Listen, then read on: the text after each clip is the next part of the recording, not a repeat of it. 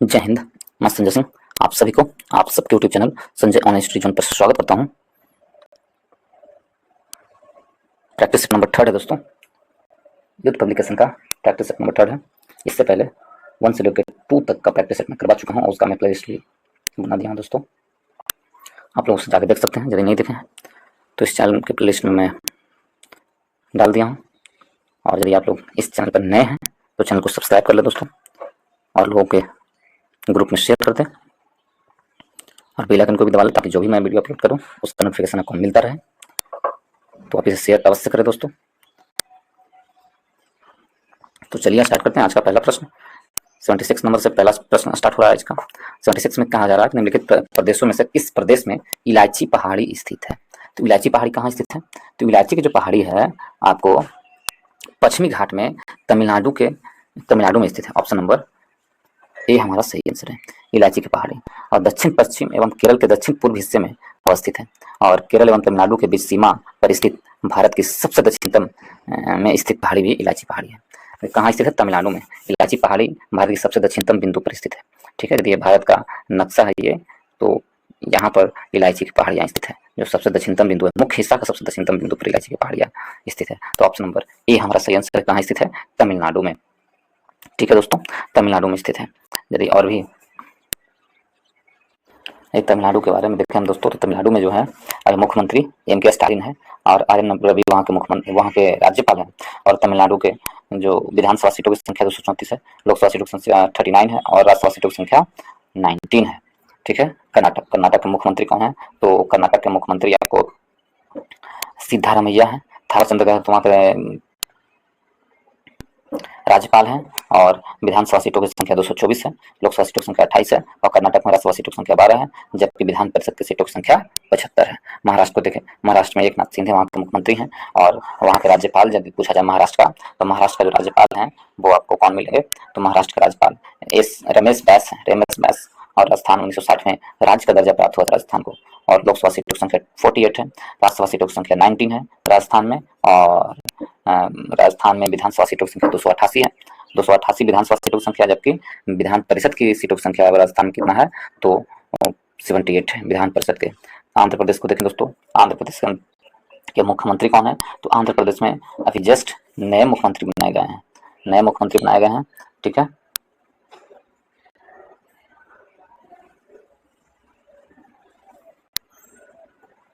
नए मुख्यमंत्री चंद्रबाबू नायडू को बनाए गए हैं आंध्र प्रदेश का। कौन है? चंद्रबाबू नायडू आंध्र प्रदेश के नए मुख्यमंत्री बनाए गए हैं। और अभी अब्दुल नजीर वहाँ के राज्यपाल हैं। और आंध्र प्रदेश में राज्यसभा सीटों की संख्या 11 है, लोकसभा सीटों की संख्या लोकसभा सीटों की संख्या 25 है एंड आंध्र प्रदेश में विधानसभा सीटों की संख्या 175 है और विधान परिषद की सीटों की संख्या आंध्र प्रदेश में कितना है? 58 है। ठीक है दोस्तों, तो ऑप्शन नंबर ए हमारा सही आंसर है। इलायची की पहाड़ी या कार्डमम की पहाड़ी कहाँ स्थित है? तमिलनाडु में स्थित है। श्रीहरिकोटा द्वीप निकट अवस्थित है। श्रीहरिकोटा द्वीप है किसके निकट अवस्थित है? यह प्रश्न पूछा गया है। तो श्रीहरिकोटा द्वीप है जो आपको चिल्का झील के श्रीहरिकोटा द्वीप आंध्र प्रदेश के पुलिकट झील के निकट स्थित है श्रीहरिकोटा। ऑप्शन नंबर बी हमारा सही आंसर है। श्रीहरिकोटा द्वीप है जो आंध्र प्रदेश के पुलिकट झील के निकट स्थित है। कहाँ? आंध्र प्रदेश के पुलिकट झील के निकट अवस्थित है श्रीहरिकोटा द्वीप। ठीक है, और इस द्वीप पर भारतीय अंतरिक्ष अनुसंधान संगठन इसरो का सतीश धवन स्पेस सेंटर स्थित है। चिल्का झील उड़ीसा राज्य में स्थित है दोस्तों। चिल्का झील कहाँ है? उड़ीसा राज्य में स्थित है। ठीक है, और पुलिकट झील आंध्र प्रदेश में स्थित है। तो ऑप्शन नंबर बी हमारा सही आंसर है। आगे चलते हैं। काली मिट्टी के संदर्भ में कौन सा कथन सही है? इन्हें रेगुर या रेगड़ मिट्टी के नाम से जाना जाता है। बिल्कुल सही। इनमें लोहा, चूना, कैल्शियम और पोटास की प्रचुरता होती है। तो ये दोनों के दोनों सही है, 1 और 2 दोनों सही। ऑप्शन नंबर सी हमारा सही आंसर है। आगे क्यों चलते हैं दोस्तों।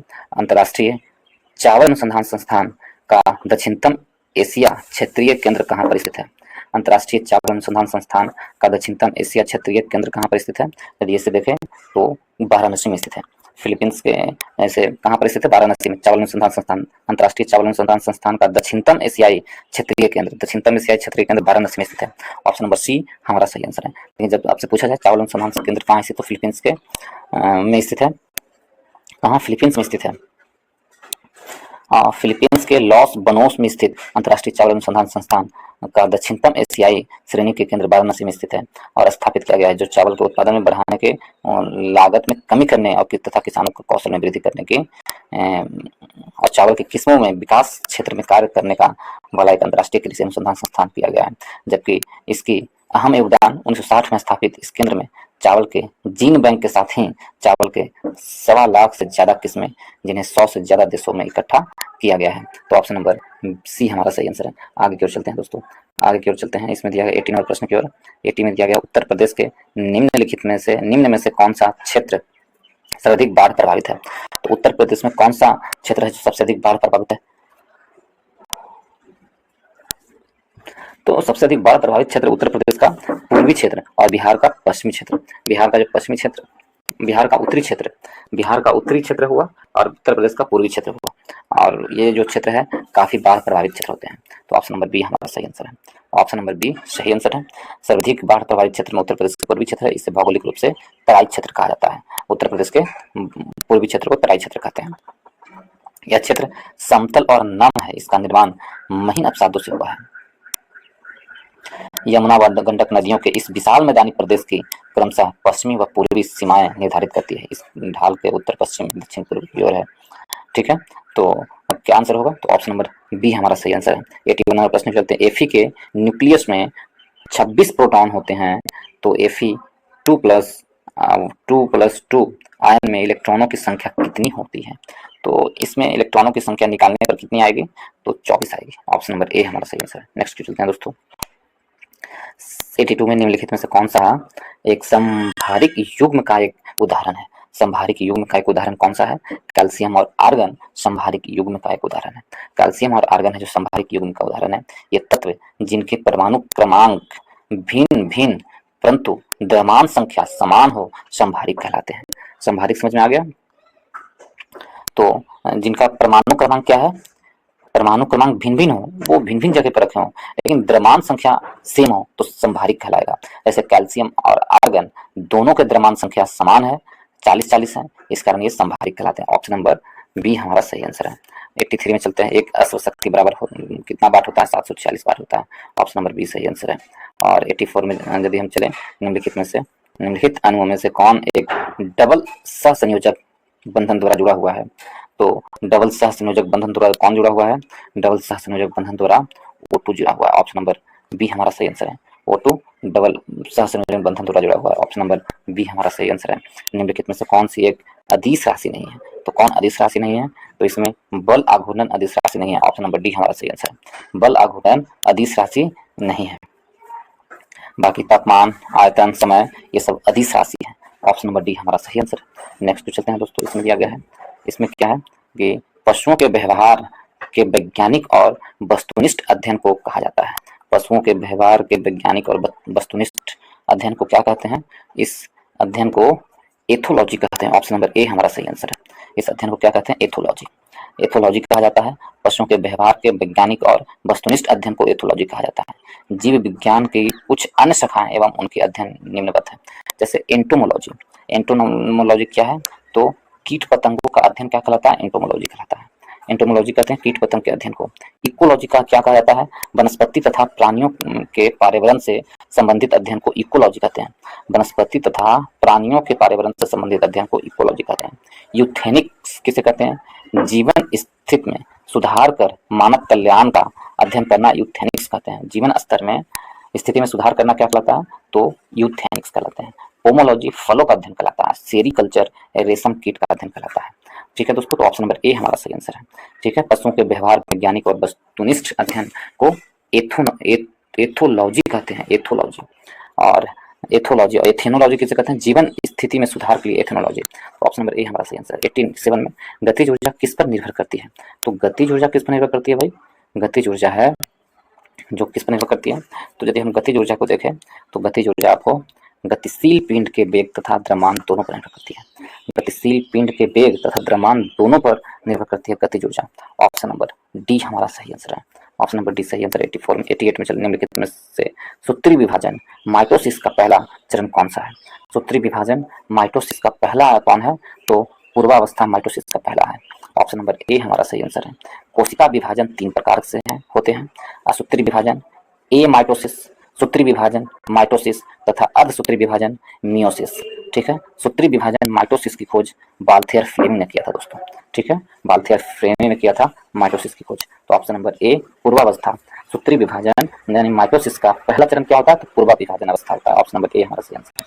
नेक्स्ट पे चलते हैं दोस्तों। 89 में एक हाइड्रोजन परमाणु का द्रव्यमान एक इलेक्ट्रॉनों के द्रव्यमान का कितना गुना होता है? एक हाइड्रोजन परमाणु का द्रव्यमान एक इलेक्ट्रॉनों के द्रव्यमान का कितना गुना होता है? तो एक इलेक्ट्रॉनों के द्रव्यमान का 1837 गुना होता है। ऑप्शन नंबर सी हमारा सही आंसर है। ऑप्शन नंबर सी सही आंसर है। 19 नंबर प्रश्न चलते हैं। अविभेदित कोशिकाओं वाले अधिकांश पौधों में वह ऊतक होता है जो पौधों के उन भागों में पाया जाता है जहां वृद्धि की संभावनाएं होती है। तो पौधों के उन भागों में पाया जाता है जहां वृद्धि की संभावनाएं विभोजितक होते हैं। ऑप्शन नंबर बी हमारा सही आंसर है। क्या होते हैं? विभोजितक। नेक्स्ट चलते हैं दोस्तों। इसमें दिया गया है 91 नंबर प्रश्न में, निम्नलिखित में से कौन सा तत्व एक उपधातु है? तो उपधातु कौन सा तत्व है? यदि ये देखें सिलिकॉन है जो उपधातु है। ठीक है, ऑप्शन नंबर बी डी हमारा सही आंसर है। सिलिकॉन एक उपधातु है। ठीक, सिलिकॉन एक उपधातु है। जब silicon, germanium, antimony, arsenic, tellurium, polonium तथा एरिस्टोन को रखा जाता है किसमें? उपधातु में। उपधातु में किसे किसे रखा जाता है? बोरान को, जर्मेनियम को, सिलिकॉन को, एंटीमनी को, आर्सेनिक को, टेलुरियम को, पोलोनियम को, एस्टेटिन को, ये सब क्या है? उपधातु का उदाहरण है। तो ऑप्शन नंबर डी हमारा सही आंसर है। नेक्स्ट पे चलते हैं 92 में। डीएनए का पूर्ण रूप क्या है? तो डीएनए का पूर्ण रूप होता है deoxy nucleic acid. Option number deoxy ribonucleic acid. Option number D हमारा सही आंसर है। डीऑक्सी राइबोन्यूक्लिक एसिड होता है डीएनए का पूर्ण नाम, डीऑक्सी राइबोन्यूक्लिक एसिड। नेक्स्ट पे चलते हैं दोस्तों 92 से 93 नंबर प्रश्न की ओर। 93 में है, निम्नलिखित में से किस विधि का प्रयोग करके हम बिलियन में से ठोस विलय को विभक्त कर सकते हैं? तो बिलियन में से ठोस विलय को विभक्त कर सकते हैं किस का प्रयोग करके? यदि इसे देखें तो बाष्पीकरण का प्रयोग करके बिलियन में से ठोस विलय को विभक्त किया जाता है। ठोस विलय को विभक्त किया जाता है। ऑप्शन नंबर बी हमारा सही आंसर है। नेक्स्ट पे चलते हैं दोस्तों 94 में। मानव लिंग गुणसूत्र में बच्चे का लिंग निर्धारण करते हैं जहां XX का परिणाम है। तो XX का परिणाम क्या है? तो लड़की का, XX यानी लड़की का। ऑप्शन नंबर बी हमारा सही आंसर है। देखिए, मानव जाति में 23 जोड़े अर्थात 40 गुणसूत्र होते हैं। इनमें से 22 जोड़े के गुणसूत्र स्त्री और पुरुषों में समान होते हैं, समान अपने अपने जोड़ीदार के समजात होते हैं और इसे ऑटोसोम्स कहते हैं। पुरुषों में 23वीं जोड़ी मिलते हैं, 23वीं जोड़ी समजात नहीं होते हैं और माता पिता से जिस संतान को XX गुणसूत्र मिलते हैं वो पुत्री, और जिसे XY गुणसूत्र होते हैं वो पुत्र बनता है। तो ऑप्शन नंबर बी हमारा सही आंसर है। XX परिणाम का क्या होगा? तो लड़की होगा। ऑप्शन नंबर बी हमारा सही आंसर है। नेक्स्ट और चलते हैं दोस्तों 95 में। 95 में दिया गया है, लगभग 65 मिलियन वर्ष पहले डायनासोर किस अवधि के अंत में विलुप्त हो गया? तो डायनासोर था जो 65 मिलियन पहले किस अवधि में विलुप्त हो गया? तो डायनासोर ने क्रिस्टेशियस अवधि में विलुप्त हो गया। ऑप्शन नंबर ए हमारा सही आंसर। डायनासोर क्रिस्टेशियस अवधि में विलुप्त हो गया। तो ऑप्शन नंबर क्या होगा? ऑप्शन नंबर ए हमारा सही आंसर है। ठीक है, भूवैज्ञानिक के अनुसार क्रिस्टेशियस काल सबसे नवीन काल है। इस युग में जलवायु अपेक्षाकृत अधिक गर्म हुआ, जिसके चलते सारे जीव विलुप्त हो गए हैं। ऑप्शन नंबर ए हमारा सही आंसर है। नेक्स्ट चलते हैं 96 में। किसी वस्तु द्वारा एकांक समय में तय की गई दूरी को क्या कहते हैं? किसी वस्तु द्वारा एकांक समय में तय की गई दूरी को क्या कहते हैं? चाल कहते हैं। ऑप्शन नंबर बी हमारा सही आंसर है। एकांक समय में तय की गई दूरी बराबर चाल कहते हैं। किसी वस्तु का प्रति सेकंड तय की गई दूरी को चाल कहते हैं। यह एक अदिश राशि है। चाल क्या है? एक अदिश राशि है और चाल का ए सही मात्रक मीटर पर सेकंड होता है। चाल बराबर दूरी बटा समय होता है। ऑप्शन नंबर बी हमारा सही आंसर है। ठीक है, ऑप्शन नंबर बी चाल, ऑप्शन नंबर बी हमारा सही आंसर होगा। ठीक है, त्वरण आपसे पूछ लिया जाए, त्वरण क्या है? तो किसी वस्तु के वेग में परिवर्तन की दर को त्वरण कहते हैं। त्वरण एक सदिश राशि है दोस्तों। ठीक है, किसी वस्तु के वेग में परिवर्तन की दर को क्या कहते हैं? त्वरण कहा जाता है। ठीक है, तो त्वरण के बारे में हम लोग ने देख लिया है। तो बल का परिभाषा क्या है? बल का परिभाषा वह बाह्य कारक है जो किसी वस्तु की प्रारंभिक अवस्था में परिवर्तन करता है या परिवर्तन करने की चेष्टा करता है, बल कहलाता है। उसे क्या कहते हैं? बल कहते हैं। और बल भी एक सदिश राशि है। ठीक है, बल भी एक क्या है? सदिश राशि है। ठीक है दोस्तों, तो ऑप्शन नंबर बी हमारा सही आंसर है। आगे की ओर चलते हैं 96 नंबर प्रश्न की ओर। निम्नलिखित में से कौन मोनेरा समूह से में आता है? कौन मोनेरा समूह से आता है, ये प्रश्न दिया गया है। यदि ये देखें हैं तो मोनेरा समूह से कौन आते हैं? तो इसमें जीवाणु है जो मोनेरा समूह से आते हैं। ऑप्शन नंबर सी हमारा सही आंसर है। जीवाणु क्या है, मोनेरा समूह से आते हैं। ऑप्शन नंबर सी सही आंसर है। सन 1969 में आर एच विटेकर द्वारा 5 जगत वर्गीकरण की पद्धति प्रस्तावित की, जिसमें मोनेरा, प्रोटिस्टा, फंजाई, पादप एवं एनिमिलिया है। जीवाणुओं का अध्ययन बैक्टीरियोलॉजी के अंतर्गत किया जाता है। जीवाणु की खोज किसने की? तो एंटोनी वो ल्यूमेनहॉक ने किया था जीवाणु की खोज। और कब? 1676 ईस्वी में खोज किया था एंटिनो ल्यूमेनहॉक ने। ठीक है दोस्तों, तो ऑप्शन नंबर सी हमारा सही आंसर है। मोनेरा समूह किस में आता है? जीवाणु में आता है। ऑप्शन नंबर सी सही है। 98 नंबर प्रश्न चलते हैं। एक बल उस वस्तु पर कार्य करता है जो चलने के लिए स्वतंत्र है। यदि हमें बल की मात्रा तथा वस्तु का द्रव्यमान ज्ञात है तो न्यूटन के गति का दूसरा नियम हमें वस्तु के को निर्धारित करने में सक्षम बनाता है। तो वस्तु के त्वरण को निर्धारण करने में सक्षम बनाता है न्यूटन के द्वितीय नियम। F बराबर a में होता है। तो उसमें से यदि हमको क्या बल प्राप्त है और वस्तु का द्रव्यमान प्राप्त है तो क्या प्राप्त होगा? मात्रा प्राप्त है। तो हमें क्या करना है? तो ए प्राप्त करना है, यानी एक्सीलरेटर प्राप्त करना है। तो एक्सीलरेटर यानी त्वरण कहलाता है। तो ऑप्शन नंबर सी हमारा सही आंसर होगा। ऑप्शन नंबर सी सही आंसर होगा। ठीक है दोस्तों, त्वरण प्राप्त हो जाएगा। ठीक, यदि हम देखें त्वरण हो गया, त्वरण प्राप्त होगा। तो त्वरण का एसआई मात्रक क्या होता है? मीटर प्रति सेकंड स्क्वायर होता है। इसका एसआई मात्रक मीटर प्रति सेकंड स्क्वायर। नेक्स्ट क्वेश्चन चलते हैं 99 नंबर प्रश्न में निम्नलिखित में से किसका उपनाम डैडी लॉन्ग लेंस है? डैडी लॉन्ग लेंस किसका उपनाम है? तो डैडी लॉन्ग लेंस किसका उपनाम है, ये प्रश्न पूछा गया है। यदि हम इसमें देखें तो सेलर मकड़ी का नाम है daddy long lens. Daddy long lens प्रश्न किसे है? सेलर मकड़ी का नाम है डैडी लॉन्ग लेंस प्रश्न। ऑप्शन नंबर सी हमारा सही आंसर है। ऑप्शन नंबर सी सही आंसर है। ठीक है दोस्तों, नेक्स्ट क्वेश्चन चलते हैं 100 प्रश्न में पदार्थ की मात्रा की आधार एसआई इकाई किसके द्वारा दर्शाई जाती है? पदार्थ की मात्रा का एसआई इकाई किसके द्वारा? तो किसके द्वारा दर्शाई जाती है? तो मोल के द्वारा दर्शाई जाती है। ऑप्शन नंबर डी हमारा सही आंसर है। एसआई मात्रक मोल होता है पदार्थ की मात्रा का एसआई मात्रक, जिसके संकेत एम छोटा एम, इसके इंग्लिश में संकेत क्या होता है? एमओएल होता है। ठीक है, भौतिक में विभिन्न भौतिक राशियों का व्यक्त करने के लिए जो इकाइयां प्रयोग किए जाते हैं उनको 2 वर्गों में विभाजित कर मूल मात्रा में व्युत्पन्न मात्रक में बदल दिया जाता है। ठीक है, तो क्या होगा? मोल होगा। ऑप्शन नंबर डी हमारा सही आंसर है। 101 की ओर चलते हैं दोस्तों। चीन भारत सीमा विवाद, भारत और चीन के बीच एक युद्ध था जो वर्ष में हुआ था। तो कब हुआ था? वर्ष 1962 के युद्ध में हुआ था भारत चीन सीमा विवाद। ऑप्शन नंबर बी हमारा सही आंसर है। भारत चीन सीमा विवाद, भारत और चीन के बीच एक युद्ध था जो वर्ष 1962 में हुआ था। चीनी सेनाओं ने 20 अक्टूबर 1962 में भारत पर आक्रमण कर दिया। युद्ध के लिए भारतीय सेना तैयार नहीं थी। पश्चिमी यूरोपीय शक्तियों के भय से चीन ने 21 नवंबर 1962 को एक पक्षीय युद्ध विराम घोषित कर 20 किलोमीटर पीछे हट गया। तो ऑप्शन नंबर बी हमारा सही आंसर है। वर्ष 1962 में यह घटना घटी थी। ऑप्शन नंबर बी सही आंसर। नेक्स्ट चलते हैं दोस्तों। हार्यक वंश से मगध के पहले शासक थे। तो हार्यक वंश में मगध का पहला शासक बिंबिसार थे। ऑप्शन नंबर ए हमारा सही आंसर। हार्यक वंश के संस्थापक कौन है? बिंबिसार है। बिंबिसार ने 544 ईसा पूर्व में क्या किए थे? 544 ईसा पूर्व बिंबिसार ने हार्यक वंश के स्थापना की। स्थापना बिंबिसार ने 544 ईसा पूर्व किए थे। ठीक है दोस्तों, और वह बौद्ध धर्म के अनुयायी था। बिंबिसार ने गिरिवर्ज राजगिरी की स्थापना कर उसे अपनी राजधानी बनाया था। इसने मगध पर 52 वर्षों तक शासन किया। बिंबिसार कब तक? 52 वर्षों तक शासन किया। बिंबिसार की हत्या उसके पुत्र अजातशत्रु ने किया था दोस्तों। अजातशत्रु ने किया था, और इसलिए इस वंश को क्या कहते हैं? पितृहंता वंश भी कहते हैं। अजातशत्रु का भी मृत्यु उसका पुत्र उदयन ने किया था। ठीक है, इस कारण से ही इस वंश को पितृहंता वंश कहते हैं। ठीक, अजातशत्रु है 492 ईस्वी पूर्व मगध की गद्दी पर बैठा था अजातशत्रु कब? तो 492 ईसा पूर्व मगध की गद्दी पर बैठा था। ठीक है दोस्तों, अजातशत्रु। यदि अशोक देखें तो मौर्य वंश के शासक है अशोक। तो ऑप्शन नंबर ए हमारा सही आंसर है। नेक्स्ट हो सकते हैं अशोक का जौगड़ शिलालेख किस राज्य में अवस्थित है? तो अशोक का जौगड़ शिलालेख देखें कौन से राज्य में है? उड़ीसा राज्य में है जौगड़ शिलालेख। ऑप्शन नंबर सी हमारा सही आंसर है। जौगड़ उड़ीसा के गंजाम जिले में अवस्थित है। यहाँ से अशोक का चतुर्थ दर्शन शिलालेख प्राप्त हुए हैं, जिसमें अशोक द्वारा कलिंग की प्रजा के प्रति पुत्रवत व्यवहार करने का आदेश दिया गया है। इसकी खोज 1850 ईस्वी में वाल्टर इलियट ने किया था। 1850 में जॉगर शिलालेख की खोज वाल्टर इलियट ने 1850 में किया था। ऑप्शन नंबर सी हमारा सही आंसर है। नेक्स्ट तो चलते हैं दोस्तों 104 में।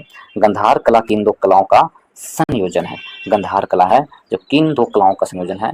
तो गंधार कला हिंद और यूनानी कलाओं का संयोजन है। ऑप्शन नंबर बी हमारा सही आंसर है। गंधार कला हिंद और यूनानी शैलियों का संयोजन है। इस शैली का प्रमुख केंद्र गंधार है, इसी वजह से इसे गंधार शैली के नाम से जाना जाता है।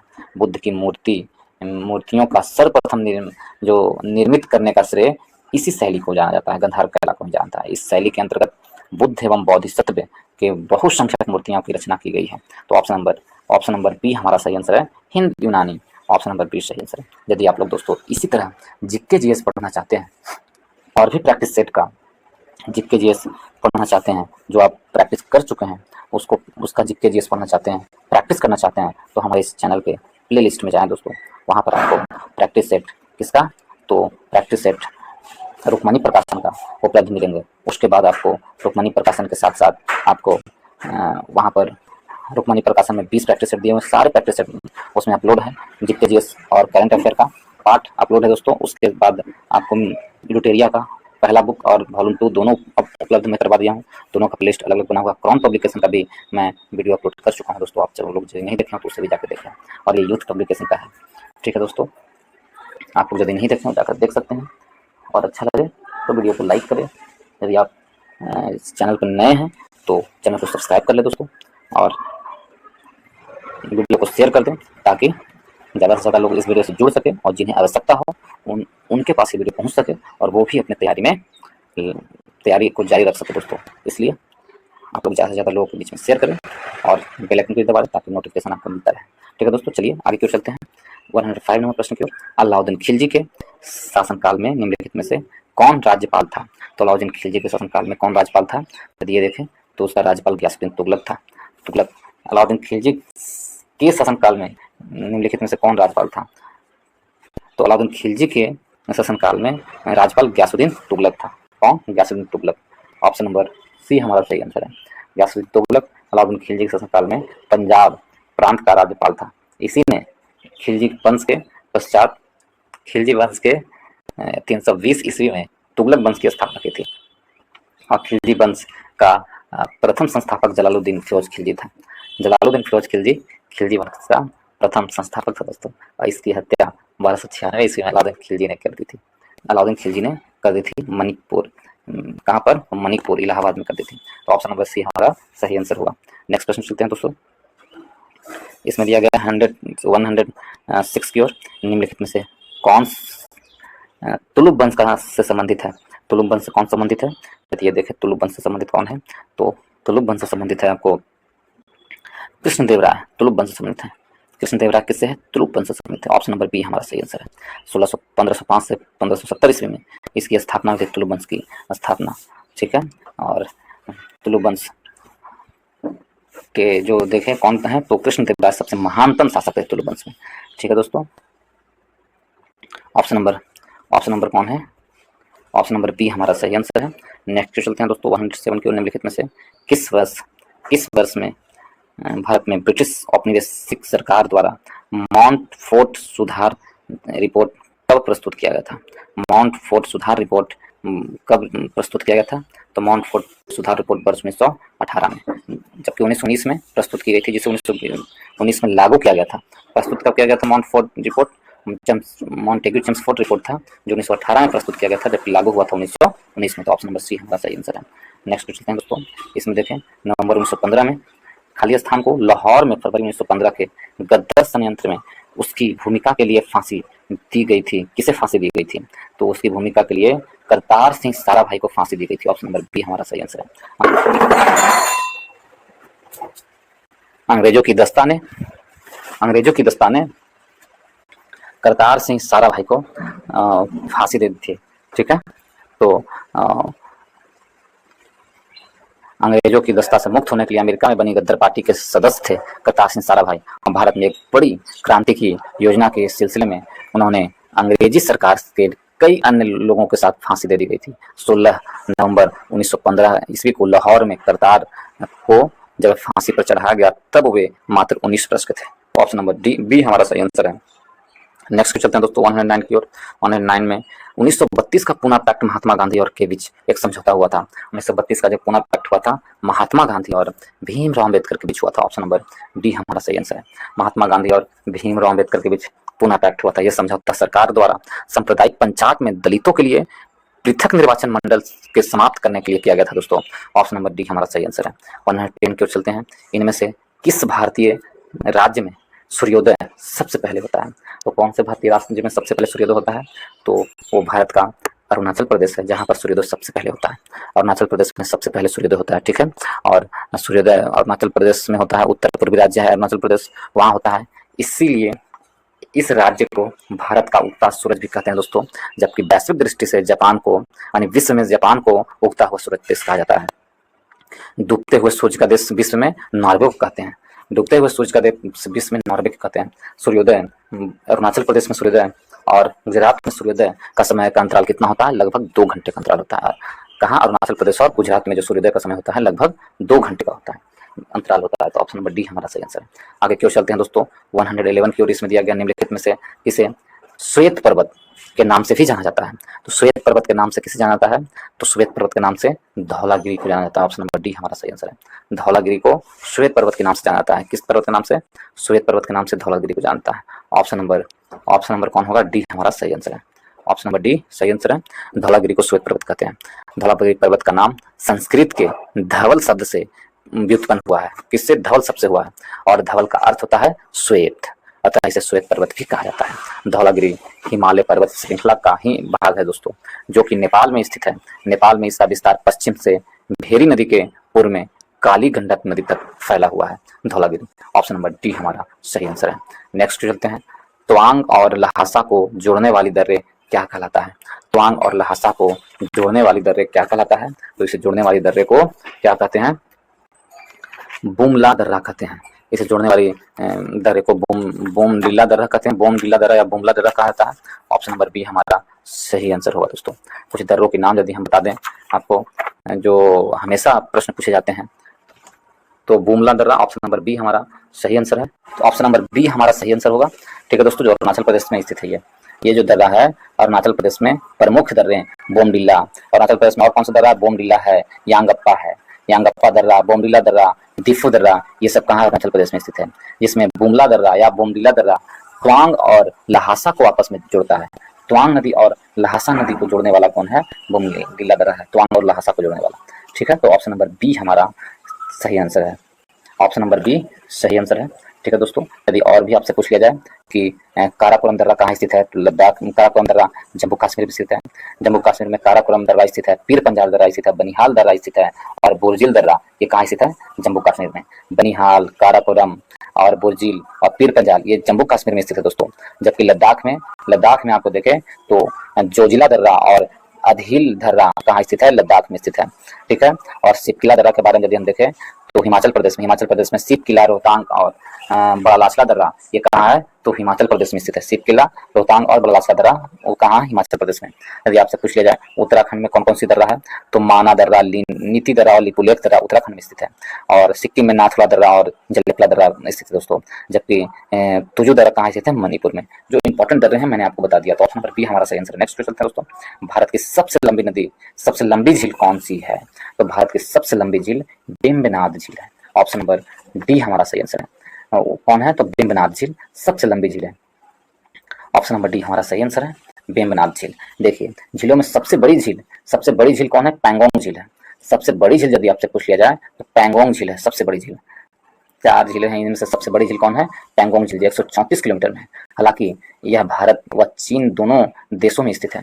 उपयुक्त झीलों में वेम्बनाड झील है जो भारत में स्थित सबसे लंबी झील है। इसकी लंबाई 96.5 किलोमीटर है। पुलिकट और कोलेरू झील की लंबाई लगभग कितना है? 60 किलोमीटर है। पुलिकट और कोलेरू का लंबाई कहाँ कितना है? तो 60 किलोमीटर है। इसकी लंबाई 96.5 किलोमीटर है, लगभग 100 किलोमीटर। तो सबसे लंबी कौन है? वेम्बनाड झील। ऑप्शन नंबर डी हमारा सही आंसर है। इन चारों में से सबसे बड़ा झील कौन है? तो पैंगोंग झील है। नेक्स्ट चलते हैं दोस्तों 114 में। गंगा नदी और सिंधु नदी तंत्र के बीच कौन सा क्षेत्र है जो जल क्षेत्र को पृथक करता है? गंगा नदी और सिंधु नदी के बीच कौन सा क्षेत्र है? तो इसे अम्बाला शहर कहा जाता है अम्बाला। अम्बाला क्षेत्र है गंगा नदी और सिंधु नदी के बीच में, अम्बाला। ठीक है, अम्बाला शहर भारत के हरियाणा राज्य में स्थित है और यह मुख्य एवं ऐतिहासिक शहर है। गंगा और सिंधु नदी के तंत्र के बीच अम्बाला शहर है जो इसके जल क्षेत्र को पृथक करता है। ठीक है, तो कौन सा हो गया? अम्बाला। तो ऑप्शन नंबर क्या होगा? ऑप्शन नंबर डी हमारा सही आंसर है। नामचा वर्मा गंगा बेसिन से दूर अरुणाचल प्रदेश के निकट तिब्बत क्षेत्र में स्थित है दोस्तों। नामचा वर्मा कहाँ स्थित है? तो तिब्बत क्षेत्र में अरुणाचल प्रदेश में स्थित है। तो ऑप्शन नंबर बी डी हमारा सही आंसर है, अम्बाला। ठीक है, 150 नंबर प्रश्न की ओर। दामोदर घाटी निगम अधिनियम 1948 के तहत स्थापित दामोदर वैली कारपोरेशन, दामोदर घाटी का जो है दामोदर घाटी कारपोरेशन क्या है? तो दामोदर घाटी कारपोरेशन है जो सांविधिक निकाय है।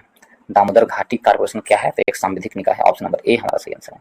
ये 1948 में दामोदर घाटी को लाया गया था। ये सांविधिक निकाय है और मूल परियोजना में 7 प्रमुख बांध का निर्माण किया गया था दामोदर घाटी में।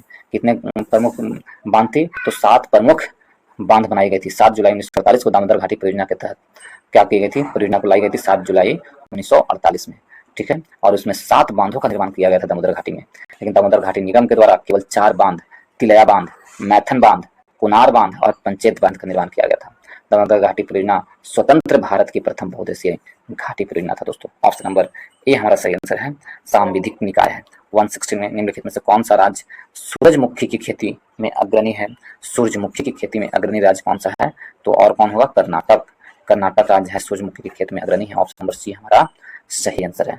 ऑप्शन नंबर सी सही आंसर। विश्व में कौन है? यूक्रेन सूरजमुखी की खेती में सार्वजनिक रूप से विश्व में नंबर 1 पर है यूक्रेन, और ऐसे कर्नाटक है। नेक्स्ट चलते हैं दोस्तों 170 में। संविधान सभा द्वारा 10वीं अधिवेशन कब आयोजित किया गया था? तो संविधान सभा द्वारा 10वीं अधिवेशन था जो कब आयोजित किया गया था? 10वां अधिवेशन। तो संविधान सभा द्वारा 10वां अधिवेशन जो था आपको कब?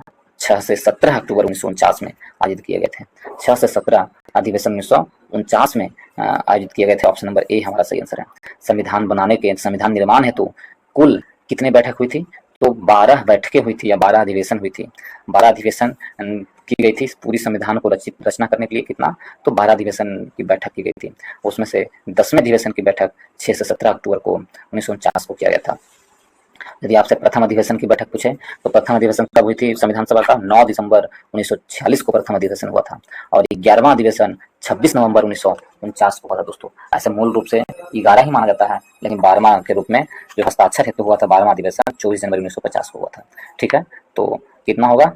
26 नवंबर 1949 को 11वां अधिवेशन हुआ था और 10वां 6 से 17 अक्टूबर 1949 को। तो ऑप्शन नंबर ए हमारा सही आंसर है। नेक्स्ट चलते हैं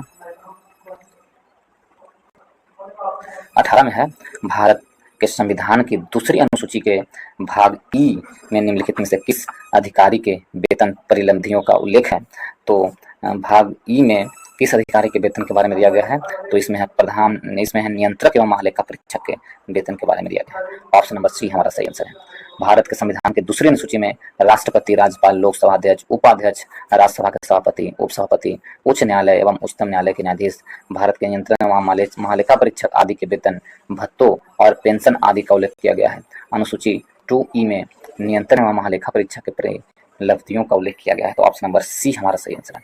नेक्स्ट चलते हैं दोस्तों 119 नंबर प्रश्न की ओर। भारतीय संविधान का अनुच्छेद 48 का ए पर्यावरण का संरक्षण और सुधार एवं वन्य जीव की सुरक्षा किससे संबंधित है? तो ये किस क्षेत्र में आता है? तो यह जो है राज्य के नीति निर्देशक तत्व में आता है। 48 का अनुच्छेद 48 का राज्य के नीति निर्देशक तत्व के अंतर्गत आता है। ऑप्शन नंबर डी हमारा सही आंसर है। राज्य के नीति निर्देशक तत्व भाग 4 में है दोस्तों, और भाग 4 में अनुच्छेद 36 से 51 तक राज्य के नीति निर्देशक तत्व के बारे में वर्णन दिया गया है। ठीक है, कब? 36 से 51 तक। इसमें 48 का एक पर्यावरण संरक्षण तथा संवर्धन और वन तथा वन्य जीव के रक्षा से संबंधित का वर्णन दिया गया है। ठीक है, तो ऑप्शन नंबर क्या होगा? ऑप्शन नंबर डी हमारा सही आंसर होगा। नेक्स्ट पे चलते हैं दोस्तों 120 में। भारत के राष्ट्रपति को उनके पद से कौन हटा सकता है? भारत के राष्ट्रपति को उनके पद से कौन हटाएगा? संसद हटाएगा। ऑप्शन नंबर सी हमारा सही आंसर है। संसद है भारत के राष्ट्रपति को उससे पद से हटा सकता है। किस आधार पर? तो अनुच्छेद 61 के आधार पर महाभियोग से संबंधित कानून लागू करके संसद हटा सकता है किसे? प्रधान राष्ट्रपति को। और हटाने से पूर्व राष्ट्रपति को 14 दिन पूर्व क्या होगा? उन्हें लिखित सूचना देना होगा। राष्ट्रपति को हटाने से 14 दिन पहले उनको लिखित सूचना देना होगा, तभी संसदीय काम कर सकता है। तो महाभियोग द्वारा हो सकता है। ठीक है, किस विधि द्वारा? महाभियोग द्वारा संसद के द्वारा हटाया जा सकता है। ऑप्शन नंबर सी हमारा सही आंसर है। 121 में लोकसभा में किसी विशेष दिन पर चर्चा के लिए स्वीकृति मौखिक उत्तरों के लिए तारांकित प्रश्नों की अधिकतम संख्या कितनी है? तो तारांकित प्रश्नों की अधिकतम संख्या कितनी होती है? यदि हम देखें तारांकित प्रश्न कितने होते हैं, तो तारांकित प्रश्नों की संख्या 20 होती है अधिकतम। एक दिन में 20 तारांकित प्रश्न पूछ सकते हैं। ऑप्शन नंबर डी हमारा सही आंसर है। लोकसभा में किसी विशेष दिन पर चर्चा के लिए स्वीकृत मौखिक उत्तरों के लिए तारांकित प्रश्नों की अधिकतम संख्या 20 होती है। तारांकित प्रश्न ऐसे प्रश्न होते हैं जिसका उत्तर प्रश्नकर्ता सदन में तत्काल मौखिक रूप से चाहता है, तुरंत उसका उत्तर चाहता है, उसे तारांकित प्रश्न के रूप में। और यह प्रथम घंटा दोपहर 11 बजे से 12 बजे तक का होता है दोस्तों। तारांकित प्रश्न का भारत में संसदीय प्रश्न पूछने की, तो तारांकित प्रश्नों की संख्या कितना है? 20 होते हैं। ठीक है, 20 होते हैं। ठीक है दोस्तों, नेक्स्ट प्रश्न चलते हैं। इसमें दिया गया है विधान परिषद के सदस्यों के लिए न्यूनतम आयु सीमा क्या है? तो विधान परिषद के लिए कहा गया है, तो विधान परिषद में सदस्यों के लिए न्यूनतम आयु संख्या 30 वर्ष होती है। ऑप्शन नंबर सी हमारा सही आंसर है। कितना होगा? 30 वर्ष होगा। ऑप्शन नंबर सी सही आंसर होगा दोस्तों। कितना होगा? तो 30 वर्ष। ठीक है, 30 वर्ष होता है न्यूनतम संख्या। तो 30 वर्ष से कम होगा तो विधान परिषद में आप नियुक्त या निर्वाचित नहीं हो सकते हैं। ठीक है, तो ऑप्शन नंबर सी हमारा सही आंसर है। विधान परिषद भारत में कितने राज्यों में भी है? तो 6 राज्यों में है। भारत के 6 राज्यों में विधान परिषद है। कौन कौन है? तो आप नोट कर लीजिए, कर्नाटक, महाराष्ट्र, उत्तर प्रदेश, बिहार, आंध्र प्रदेश और तेलंगाना। काफी याद करने में काफी आसान होगा दोस्तों। ठीक है, उत्तर प्रदेश, बिहार, आंध्र प्रदेश, तेलंगाना, कर्नाटक और महाराष्ट्र। ठीक है, यदि उत्तर प्रदेश में देखें विधान परिषद की सीटों की संख्या 100 है, और बिहार में विधान परिषद सीटों की संख्या 75 है। कर्नाटक में भी विधान परिषद की सीटों की संख्या 75 है। एंड महाराष्ट्र में विधान परिषद सीटों की संख्या कितना है? तो महाराष्ट्र में विधान परिषद सीटों की संख्या 78 है, जबकि आंध्र प्रदेश में सीटों की संख्या 58 है आंध्र प्रदेश में, और तेलंगाना में विधान परिषद की सीटों की संख्या 40 है। ठीक है, विधान परिषद को गठन हेतु कौन सा अनुच्छेद? अनुच्छेद 69 में दिया गया है। स्थापना एवं समाप्ति का प्रावधान विधान परिषद का कब है? अनुच्छेद 69 में। विधान परिषद का सदस्य बनने के लिए अधिकतम आयु की सीमा 30 वर्ष होनी चाहिए। राज्यसभा की भांति विधान परिषद भी एक अस्थायी सदन है दोस्तों। ठीक है, ऑप्शन नंबर सी हमारा सही आंसर है। नेक्स्ट चलते हैं 123 की ओर। इसमें दिया गया है मणिपुर, मेघालय और त्रिपुरा के अंतर्गत राज्य बना है। तो मैं काफी आपको हमेशा ये बताता ही रहा हूँ दोस्तों कि मणिपुर, मेघालय और त्रिपुरा किस वर्ष एक राज्य का दर्जा दिया गया है। मैं आपको हमेशा इसके बारे में बताता रहा हूँ। तो देखिए, मणिपुर, मिजोरम और त्रिपुरा है जो उत्तर पूर्वी क्षेत्र पुनर्गठन अधिनियम 1971 के अंतर्गत जनवरी 1972 में बना है, राज्य का दर्जा प्राप्त हुआ है। तो हमसे कब बन गए हैं? दर्जा प्राप्त हुआ है कब? तो दर्जा प्राप्त हुआ 1972 में, लेकिन बना है कब? 1971 में। पुनर्गठन अधिनियम ऑप्शन नंबर ए 1971 में बना है, और दर्जा प्राप्त हुआ 1972 में। तो ऑप्शन नंबर ए हमारा सही आंसर है। 124 में चलते हैं दोस्तों। इसमें दिया गया है संविधान में निम्नलिखित में से किसके बारे में उपबंध नहीं है? तो संविधान में किसके बारे में उपबंध नहीं दिया गया है? तो योजना आयोग के बारे में उपबंध नहीं है संविधान में। ऑप्शन नंबर डी हमारा सही आंसर है। निर्वाचन आयोग, वित्त आयोग और लोक सेवा आयोग के बारे में संविधान में वर्णन है, जबकि योजना आयोग के बारे में वर्णन नहीं है। योजना एक गैर संवैधानिक योजना है। ठीक है, यह एक संवैधानिक योजना नहीं है, सांविधिक योजना, संवैधानिक योजना नहीं है। ठीक है, तो ऑप्शन नंबर डी हमारा सही आंसर है। योजना आयोग के बारे में दिया गया है। ठीक, यदि इसका गठन देखें तो वर्ष 1950 में हुआ था योजना आयोग का गठन, और इसके तहत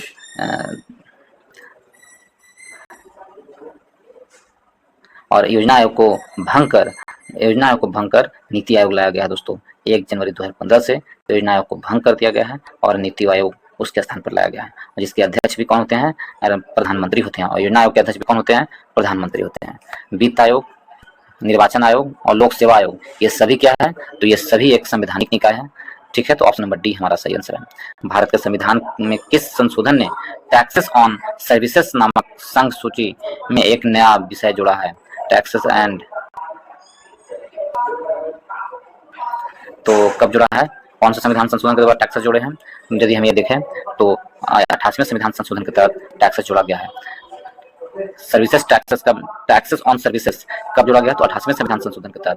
यदि हम ये देखें दोस्तों, 88वें संविधान संशोधन अधिनियम संशोधन द्वारा 7वीं अनुसूची के संघ सूची में एक नया विषय जोड़ा गया है, जिसमें सेवाओं पर टैक्स लगना कहा जाता है। और गौरतलब है कि जज सूची में 15 विषय ऐसे हैं जिन पर संसद को कर लगाने का विशेष अधिकार दिया गया है।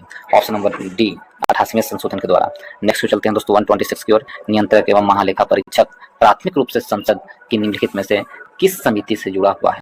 तो नियंत्रण एवं महालेखा परीक्षक है जो प्राथमिक रूप से संसद में किस रूप से, तो किस रूप में, लोक लेखा समिति के रूप में जुड़ा हुआ है। ऑप्शन नंबर सी हमारा सही आंसर है। लोक लेखा समिति के परीक्षक के रूप में है। नियंत्रक एवं महालेखा परीक्षक वित्तीय प्रशासन के क्षेत्र में भारत के संविधान का एवं संविधान विधि के अनुरक्षण के प्रति उत्तरदायी होता है।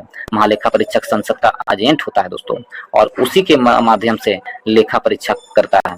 नियंत्रण एवं महालेखा परीक्षक संसद की लोक लेखा समिति के गाइड होता है, मित्र होता है और मार्गदर्शन होता है। ऑप्शन नंबर सी हमारा सही है। लोक लेखा समिति देखें दोस्तों, तो लोक लेखा समिति में 22 सदस्य होते हैं। कुल कितने सदस्य होते हैं? 22 सदस्य, जिसमें से 15 सदस्य लोकसभा से होते हैं और 7 सदस्य राज्यसभा के द्वारा होते हैं। और इसका कार्यकाल 1 वर्ष का होता है। ठीक है, कितना होता है? 1 वर्ष का। लघु लोकसभा भी कहा जाता है। इस लोक लेखा समिति को लघु लोकसभा भी कहा जाता है। ठीक है, लोक लेखा समिति वर्ष 1921 में भारत सरकार अधिनियम 1919 के माध्यम से गठित किया गया है। माउंटेगू चुंबकस्फोट सुधार भी कहा जाता है इसे। कब से गठन किया गया? 1921 से। तो लोक लेखा समिति को और क्या कहते हैं? तो लोक लेखा समिति को जुड़वा बहन कहा जाता है प्रकलन समिति का।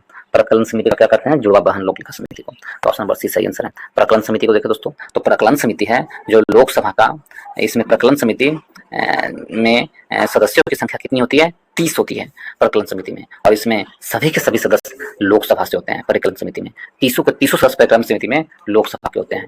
और प्रकलन समिति सबसे बड़ी समिति है दोस्तों। संसदीय समिति में सबसे बड़ी समिति क्या है? प्रकलन समिति। इसमें 30 सदस्य होते हैं। ठीक है, इसमें राज्यसभा के सदस्य नहीं होते हैं। ठीक, और समिति का अध्यक्ष लोकसभा के अध्यक्ष द्वारा मनोनीत किए जाते हैं। प्रकलन समिति के अध्यक्ष किसके द्वारा मनोनीत किए जाते हैं? लोकसभा के अध्यक्ष द्वारा मनोनीत किए जाते हैं। ठीक है, और सार्वजनिक उपकरण समिति के बारे में देखें। ये समितियां सरकारी उपकरण समिति, सार्वजनिक उपकरण समिति। सार्वजनिक उपकरण समिति यदि हम देखेंगे तो इसमें इसका निर्माण कृष्ण मेनन समिति की संस्तुति पर किया गया था, सार्वजनिक उपकरण समिति का, और वर्ष 1963 में इसका निर्माण किया गया था। इसे सरकारी समिति उपकरण समिति भी कहते हैं। इसे क्या कहते हैं? सार्वजनिक उपकरण समिति को सरकारी उपकरणों की समिति भी कहा जाता है। और सार्वजनिक उपकरण समिति बनाया किस लिए गया था? सार्वजनिक उपकरणों पर नियंत्रण के लिए लोकसभा ने सार्वजनिक उपकरण समिति की व्यवस्था की थी। इसमें भी सदस्यों की संख्या कितनी होती है? 22 सदस्य होते हैं, और 15 लोकसभा से और 7 राज्यसभा से होते हैं दोस्तों। ठीक है, इसके अध्यक्ष लोकसभा अध्यक्ष द्वारा नामजद किए जाते हैं। ठीक है, और तो इस प्रकार ऑप्शन नंबर सी हमारा सही आंसर है। 127 में चलते हैं। एक निश्चित समय अवधि के में किसी देश की सीमा के अंदर उत्पादित वस्तुओं और सेवाओं के कुल अंतिम मूल्य है। तो कुल अंतिम मूल्य क्या कहलाता है? तो इससे कुल अंतिम मूल्य को हम लोग सकल घरेलू उत्पाद कहते हैं। ऑप्शन नंबर बी हमारा सही आंसर है। नेक्स्ट चलते हैं दोस्तों, सकल घरेलू उत्पाद कहा जाता है। इसमें दिया गया वर्ष 1942 में किस त्योहार के अवसर पर जयप्रकाश नारायण ने हजारीबाग जेल से निकल भागे थे? जयप्रकाश नारायण ने कौन से त्योहार के अवसर पर हजारीबाग जेल से भागे थे? तो भारत छोड़ो आंदोलन के दौरान जयप्रकाश नारायण ने दिवाली के त्योहार पर बाहर निकलकर भाग गए थे। ऑप्शन नंबर डी हमारा सही आंसर है, दिवाली त्योहार पर। ठीक है, जयप्रकाश नारायण को गिरफ्तार कर के हजारीबाग जेल में रखा गया था, और 11 नवंबर 1942 को दिवाली के दिन अधिक संख्या में सुरक्षाकर्मी छुट्टी पर थे। अधिक संख्या में सुरक्षाकर्मी जो क्या थे, तो छुट्टी पर थे, और जयप्रकाश नारायण हजारीबाग जेल से भागने में सफल हुए थे। 5 जून 1974 को जयप्रकाश नारायण ने इंदिरा गांधी के खिलाफ संपूर्ण क्रांति का आह्वान किया था। जयप्रकाश नारायण को मरणोपरांत 1999 में भारत रत्न से सम्मानित किया गया था। तो ऑप्शन नंबर डी, दिवाली के समय में जयप्रकाश नारायण भाग चले थे। यदि आप दोस्तों इसी प्रकार चैप्टर वाइज ऑब्जेक्टिव प्रश्न के रूप में जीके पढ़ना चाहते हैं, वो भी यदि भारतीय संविधान पढ़ना चाहते हैं, भारतीय इतिहास पढ़ना चाहते हैं, प्रीवियस ईयर प्रश्न को चैप्टर वाइज ऑब्जेक्टिव प्रश्न के रूप में पढ़ना चाहते हैं, तो हमारे चैनल के प्लेलिस्ट में जाएं, वहाँ पर आपको चैप्टर वाइज ऑब्जेक्टिव प्रश्न मिलेंगे। भारतीय संविधान का, भारतीय इतिहास का, और इतिहास में तीनों इतिहास का मिलेगा दोस्तों। प्लेलिस्ट में बना दिया हूँ, अलग अलग प्लेलिस्ट है, आप लोग जाएं और उसे देखें दोस्तों। इससे आपको काफ़ी लाभ मिलेगा दोस्तों, मुझे विश्वास है। आप उसे देखेंगे तो आपको याद करने की क्षमता बढ़ेगी और पढ़ने में मन लगेगा दोस्तों, और आप अपने प्रैक्टिस सेट में अच्छा परफॉर्मेंस कर सकेंगे, और आने वाले एग्जाम में आपकी तैयारी और मजबूत होगा दोस्तों। इसलिए जरूर से जरूर जाकर देखें। यदि आप लोग नए हैं तो इस चैनल को सब्सक्राइब कर लें दोस्तों, वीडियो को लाइक कर लें, और वीडियो को ज़्यादा से ज़्यादा लोगों के बीच में शेयर करें, ताकि जो भी इस वीडियो को देखना चाहते हैं और जिसके पास बुक उपलब्ध नहीं है वो इस वीडियो को देखकर अपना प्रैक्टिस कर सके। तो ज़्यादा से ज़्यादा लोगों के पास शेयर करें और बेल आइकन को भी दबा लेना दोस्तों, क्योंकि जो भी मैं वीडियो दूं उसका नोटिफिकेशन आपको मिलता रहे। तो चलिए आगे के प्रश्न में चलते हैं। बिहार राज्य पर्यटन विकास निगम के टैगलाइन क्या है? तो बिहार राज्य पर्यटन विकास निगम के टैगलाइन क्या है? तो blissful Bihar, option number C हमारा सही आंसर है, ब्लिसफुल बिहार। यह अभियान वर्ष 2005 में शुरू किया गया था, ऑप्शन नंबर सी हमारा सही आंसर है। नेक्स्ट चलते हैं दोस्तों 130 की ओर। बिहार राज्य का कुल भौगोलिक क्षेत्रफल है, तो बिहार का कुल भौगोलिक क्षेत्रफल 94,163 वर्ग किलोमीटर है। कितना? 94,163 वर्ग किलोमीटर है बिहार का क्षेत्रफल, कुल क्षेत्रफल। यदि प्रतिशत के रूप में देखें तो प्रतिशत में 2.86, पूरे भारत में बिहार का क्षेत्रफल कितना है? प्रतिशत में 2.86% है। क्षेत्रफल के आधार पर बिहार 13वां सबसे बड़ा राज्य है तथा जनसंख्या के आधार पर बिहार तीसरा सबसे बड़ा राज्य है। तो ऑप्शन नंबर सी हमारा सही आंसर है। 161 की ओर। सिखों के 10वें गुरु गुरु गोविंद सिंह का जन्म कहाँ हुआ था? तो देखिए सिखों के 10वें गुरु गुरु गोविंद सिंह का जन्म पटना में हुआ था, ऑप्शन नंबर डी हमारा सही आंसर है। पटना में, पटना साहिब में इनका जन्म हुआ था, सिखों के 10वें गुरु गुरु गोविंद सिंह को। ऑप्शन नंबर डी हमारा सही आंसर है। चलिए हम देखें इनको दोस्तों 10वें गुरु के बारे में। तो इनका जन्म कब हुआ था? 22 दिसंबर 1666 ईस्वी में इनका जन्म हुआ था। 22 दिसंबर 1666 ईस्वी में पटना साहिब में हुआ था। ठीक है। इनके पिता तेज बहादुर थे, जो सिखों के 9वें गुरु थे। इनकी मृत्यु के बाद गुरु गोविंद सिंह 1675 ईस्वी में सिखों के 10वें गुरु बने और 1699 ईस्वी में खालसा पंथ की स्थापना की और यह सिखों के 10वें एवं अंतिम गुरु थे गुरु गोविंद सिंह। तो ऑप्शन नंबर डी हमारा सही आंसर है। ठीक है। नेक्स्ट चलते हैं दोस्तों 132 की ओर। इसमें दिया गया 32 में बिहार में कौन सा जलप्रपात नहीं है? तो कौन सा जलप्रपात जो बिहार में नहीं है, ये प्रश्न पूछा है। तो बिहार में कौन सा जलप्रपात नहीं है? तो हुंडू जलप्रपात बिहार में नहीं है, ऑप्शन नंबर ए हमारा सही आंसर है। हुंडू जलप्रपात झारखंड राज्य के रांची जिले में स्थित है दोस्तों, जबकि यह स्वर्णरेखा नदी पर स्थित है। ठीक है। ककोलत जलप्रपात बिहार के नवादा जिले में स्थित है। ककोलत कहाँ है? नवादा जिले में स्थित है। धुआं कुंड और मंझर कुंड दोनों जलप्रपात रोहतास जिले में स्थित है। धुआं कुंड और मंझर कुंड का जलप्रपात कहाँ स्थित है? रोहतास जिले में। ककोलत कहाँ स्थित है? तो नवादा में। ठीक है। तो ऑप्शन नंबर ए हमारा सही आंसर है। 133 में भारत में वार्षिक सार्वजनिक वितरण प्रणाली PDS के बारे में असत्य कथन पहचाने। तो असत्य कथन को पहचानने के लिए कहा गया है PDS के बारे में। कौन सा कथन असत्य है? ये बात है। तो गरीबी रेखा के नीचे जीवन यापन को रियायत मूल्य पर खाद्य मिलता है, तो ये सही कथन है। वर्ष 1997 से PDS लक्षित उपभोक्ताओं के लिए DPDS बन गए हैं, तो ये भी सही है। और PDS की परिकल्पना 1967 में उपभोक्ताओं की सहायता के लिए मूल्य समर्थक कार्यक्रम किया जाएगा, तो ये भी सही है। और देश में PDS को 2007 में बंद कर दिया गया है, तो ये गलत है। हमसे पूछा कौन सा कथन असत्य है, ऑप्शन नंबर डी हमारा असत्य है। इस प्रकार ऑप्शन नंबर डी हमारा सही आंसर होगा। नेक्स्ट की ओर चलते हैं दोस्तों। नेक्स्ट है 134 की ओर। PMGY का पूर्ण रूप क्या है? तो PMGY का पूर्ण रूप होता है, इसका पूरा नाम होता है प्रधानमंत्री ग्रामोदय योजना। ऑप्शन नंबर बी हमारा सही आंसर है, प्रधानमंत्री ग्रामोदय योजना।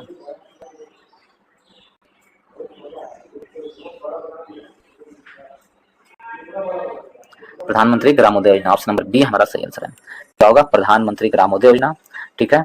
और तो इस प्रकार नेक्स्ट प्रश्न चलते हैं दोस्तों 135 में 12वीं पंचवर्षीय योजना का कार्यकाल क्या है? तो 12वीं पंचवर्षीय योजना का जो कार्यकाल था वो 2012 से लेकर 17 तक था। 12वीं पंचवर्षीय योजना का कार्यकाल कितना? 12 से 17 तक। ऑप्शन नंबर बी हमारा सही आंसर है। नेक्स्ट चलते हैं दोस्तों। नोबेल शांति पुरस्कार जीतने वाले पहले अमेरिकी कौन थे? पहले अमेरिका की बात कह रहा है। नोबेल के शांति पुरस्कार जीतने वाले पहले अमेरिकी थियोडोर रूजवेल्ट पहले अमेरिकी हैं जो शांति का नोबेल पुरस्कार प्राप्त करने वाले। इन्हें ये पुरस्कार जापान और रूस के बीच युद्ध बंद करवाने के सफल प्रयासों के लिए दिया गया था। ये अमेरिका के राष्ट्रपति भी थे। ऑप्शन नंबर सी हमारा सही आंसर है। प्रसिद्ध साम्यवादक,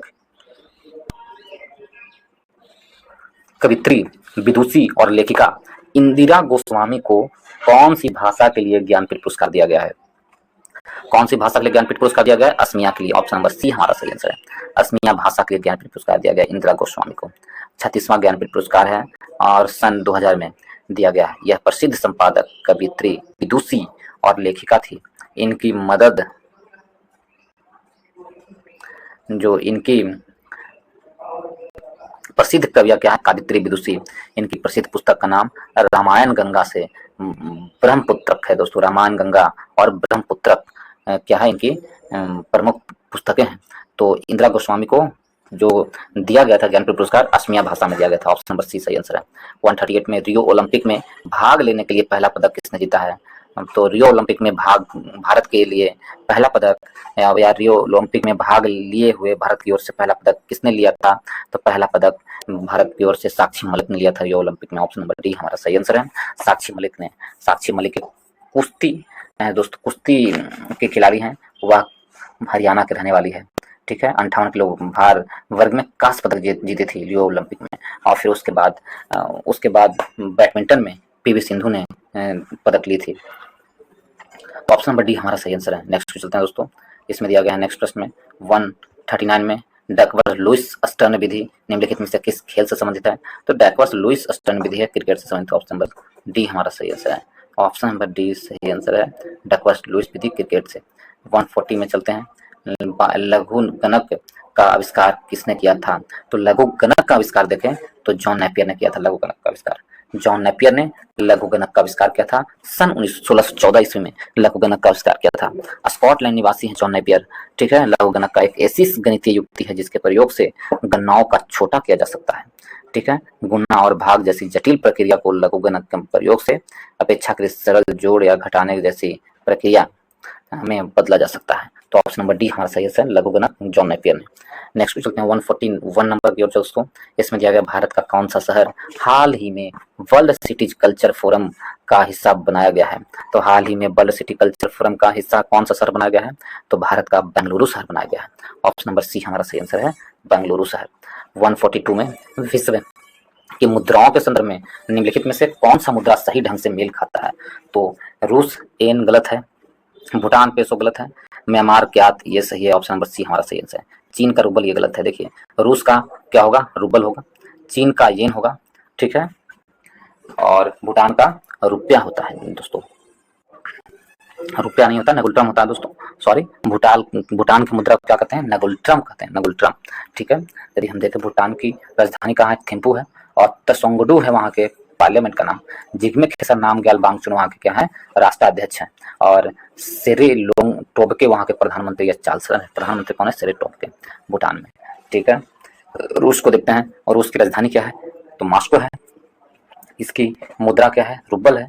और इसकी संसद का नाम पीपल्स कांग्रेस है। रूस के संसद का नाम। व्लादिमीर पुतिन वहाँ के राष्ट्रपति हैं रूस के। और मिखाइल मिशुतोस्तन वहाँ के प्रधानमंत्री हैं। और उसी प्रकार म्यांमार को देखते हैं दोस्तों। म्यांमार की मुद्रा क्या है? ये 100% सही है। और म्यांमार की राजधानी नेपितावा है। और पिथु हालुत्तो वहाँ की संसद का नाम है। वहाँ पर जो प्रधानमंत्री हैं मीन आंग हलिंग है। ठीक है। उस प्रकार चीन का देखें। चीन की राजधानी बीजिंग है। चीन की राजधानी क्या है? तो चीन की राजधानी बीजिंग है। और रेन मिनवी या एन इसकी मुद्रा है।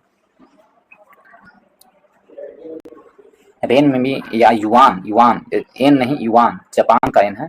युआन जो है इस मुद्रा है। रेन मिनवी एवं युआन इसकी मुद्रा है। और जबकि हम देखें चीन की पार्लियामेंट का नाम क्या है?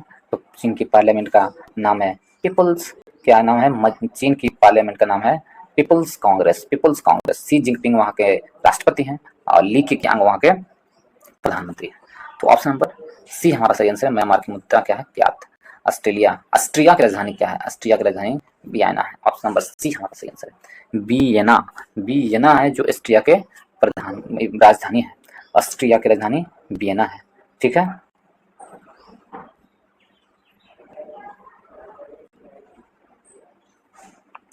ठीक है दोस्तों, ऑस्ट्रिया की राजधानी वियना है। ऑप्शन नंबर सी हमारा सही आंसर होगा। यदि हम ऑस्ट्रिया की राजधानी वियना को देखें, वियना पेट्रोलियम अंतर्राष्ट्रीय पेट्रोलियम का क्या है? वहाँ पर मुख्य केंद्र है वियना में। तो ऑप्शन नंबर सी हमारा सही आंसर है। सापेक्षता के सिद्धांत की खोज किसने की थी? सापेक्षता के सिद्धांत की खोज करने वाला कौन है? तो आइजैक न्यूटन है। आइजैक न्यूटन सापेक्षता के सिद्धांत का क्या है? खोज करता है। ऑप्शन नंबर अल्बर्ट आइंस्टीन है दोस्तों। सॉरी, सापेक्षता के सिद्धांत के Albert Einstein. Option number B हमारा सही आंसर है। अल्बर्ट आइंस्टीन एक भौतिक वैज्ञानिक है। इन्होंने सापेक्षता के सिद्धांत का तथा द्रव्यमान ऊर्जा समीकरण E बराबर mc स्क्वायर की प्रतिपादन किया था। आइजैक आइंस्टीन ने 1921 में भौतिक के नोबेल पुरस्कार से क्या किया गया था, सम्मानित किया गया था सापेक्षता के सिद्धांत की खोज के लिए। तो option number B Albert Einstein है, ऑप्शन नंबर बी हमारा सही आंसर है। 145 की ओर सिस्मोमीटर का द्वारा आविष्कार किया जाता है। तो सिस्मोमीटर किसके द्वारा आविष्कार किया गया है? सिस्मोमीटर देखें तो सिस्मोमीटर है किसके द्वारा? लुइगी पल्मीरी के द्वारा सिस्मोमीटर किया गया। ऑप्शन नंबर बी हमारा सही आंसर है, लुइगी पल्मीरी के द्वारा। ऑप्शन नंबर बी सही आंसर है। ठीक है दोस्तों, इन्होंने भूकंप मापी सिस्मोमीटर यंत्र का आविष्कार किया था। ठीक है, ऑप्शन नंबर बी हमारा सही आंसर है। अलेक्जेंडर पार्किंस को देखें तो प्लास्टिक का आविष्कार किया था। अलेक्जेंडर पार्किंस प्लास्टिक का आविष्कार किए थे। और अलेक्सी पैतिनोव को पैतिनोव वीडियो गेम्स डिजाइनर है। ये कौन है? Video games designer. और तो इस प्रकार ऑप्शन नंबर क्या हुआ? ऑप्शन नंबर बी हमारा सही आंसर है। 146 में चलते हैं दोस्तों, इसमें दिया गया नाउ यू प्रीत पुस्तक के लिए गोल्डन बुक अवार्ड्स 2023 के लिए किसे सम्मानित किया गया है? नाउ यूथ वृत्त पुस्तक के लिए गोल्डन बुक अवार्ड्स से सम्मानित किया गया है राखी कपूर को। ऑप्शन नंबर सी हमारा सही आंसर है। नेक्स्ट चलते हैं 147 की ओर। भारत की अध्यक्षता में G20 एम्पावर शिखर सम्मेलन का आयोजन किस शहर में किया जा रहा है? G20 एम्पावर शिखर सम्मेलन का आयोजन गांधीनगर में किया जा रहा है। ऑप्शन नंबर ए हमारा सही आंसर है। कहाँ? गांधीनगर में। G20 empower summit Gandhinagar Gujarat में किया जा रहा है। इस अवसर पर केंद्रीय मंत्री स्मृति ईरानी ने G20 empower digital influence platform को लॉन्च किया था। ऑप्शन नंबर ए हमारा सही आंसर है। 148 में सरकार ने अनधिकृत कोयला खनन गतिविधियों की सूचना देने के लिए कौन सा मोबाइल ऐप लॉन्च किया है? सरकार ने खनन प्रहरी नामक मोबाइल ऐप लॉन्च किया है। कौन? खनन प्रहरी नामक mobile app. Option number B हमारा सही आंसर है। आगे की ओर चलते हैं दोस्तों। हाल ही में नॉर्दर्न वुड एक्सपो का आयोजन कहाँ किया गया है? तो नॉर्दर्न वुड एक्सपो का आयोजन कहाँ किया गया है? तो इसका आयोजन जो है आपको पटना में किया गया है। ऑप्शन नंबर ए हमारा सही आंसर है। पटना में किया गया है, गांधी मैदान में, पटना के गांधी मैदान में किया गया है। 1922 ईस्वी में किया गया था इसका आयोजन। ठीक है, नेक्स्ट प्रश्न चलते हैं दोस्तों। इसमें दिया गया है 50 नंबर प्रश्न की ओर। यह इस सेट का प्रैक्टिस सेट नंबर 3 का लास्ट प्रश्न होगा दोस्तों। हाल ही में भारतीय पुरातत्व सर्वेक्षण विभाग ने बिहार के किस जिले में धनात्मक लघु स्फूत की खोज की है? धनात्मक लघु स्फूत की खोज भारतीय पुरातत्व सर्वेक्षण ने किया है। किसने खोज किया है? तो भारतीय पुरातत्व सर्वेक्षण ने बिहार के नालंदा जिला में किया है। ऑप्शन नंबर डी हमारा सही आंसर है। नालंदा जिले में किया है। नालंदा महाविहार परिसर के भीतर धनात्मक लघु स्फूत की खोज किया है। यह 1200 साल पुराना लघु स्फूत भगवान बुद्ध की आकृति को दर्शाता है। ऑप्शन नंबर डी हमारा सही आंसर है। इसके साथ ही इस वीडियो को समाप्त करता हूं दोस्तों। यदि आप लोगों को वीडियो अच्छा लगा हो तो वीडियो को शेयर करें ज़्यादा से ज़्यादा लोगों के बीच, जहां भी ग्रुप है सभी ग्रुप में शेयर करें। यदि आप नए हैं तो वीडियो को चैनल को सब्सक्राइब कर ले दोस्तों। यदि आप नए हैं तो इस चैनल पर सब्सक्राइब कर ले और बेल आइकन को भी दबा ले, ताकि जो भी वीडियो मैं अपलोड करूँ आपको नोटिफिकेशन मिलता रहे। और वीडियो को लाइक करना ना भूलें दोस्तों। जरूर से जरूर वीडियो को लाइक करें एंड शेयर करें। चलिए इसके साथ ही इस वीडियो को समाप्त करता हूँ। इस वीडियो को देखने के लिए बहुत बहुत धन्यवाद।